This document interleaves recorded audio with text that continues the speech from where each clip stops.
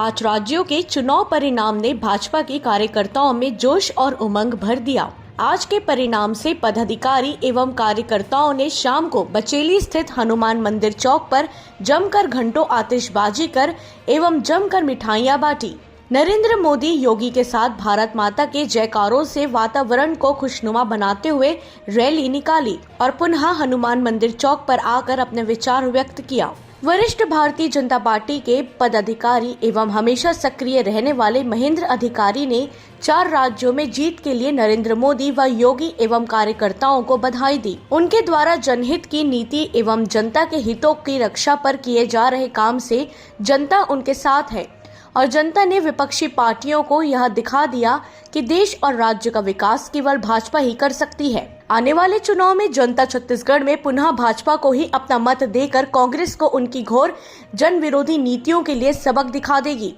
इस अवसर पर भाजपा के बचेली मंडल अध्यक्ष सुमित सरकार, जिला कोषाध्यक्ष सतीश प्रेमचंदानी, वरिष्ठ भाजपा कार्यकर्ता महेंद्र अधिकारी, हरीश शर्मा, अमलेंदु चक्रवर्ती, धन सिंह नाग, दुष्यंत ओयामी, गोल्डी आकाश मरकाम, उषा किरण पात्रे, झिलकी नाग, राजकुमारी शिंदे, ज्योत्सना विश्वास, शीला साहू, भानुमति साहू, राजश्री मंडावी, अरुणा टंडन, लक्ष्मी पाणी, शिखा अधिकारी, ममता विश्वास, सावित्री नाग प्रमुख सक्रिय कार्यकर्ता के अलावा सैकड़ों समर्थक उपस्थित होकर जीत का जश्न मनाया। बचेली से फकरे आलम की रिपोर्ट। विजय के साथ रिपीट किया। योगी बाबा ने अपना कमाल दिखा दिया और इसके साथ ही साथ सुदूरपुर में भी, मणिपुर में अच्छा 60 में से 31 जीता, उत्तरांचल में 70 में से 48 हमने विजय प्राप्त किया। यहाँ गोवा में 40 में से 20 ग्रहण प्राप्त कर लिया। पंजाब नहीं कर पाया क्योंकि वैसे ही पंजाब हमारा राज्य नहीं था उस समय भी, हम लोग इतना हमारा पार्टी का वो स्टैंड नहीं था उस समय, मिल के लड़ रहे थे। लेकिन अगली बार हम जीतेंगे।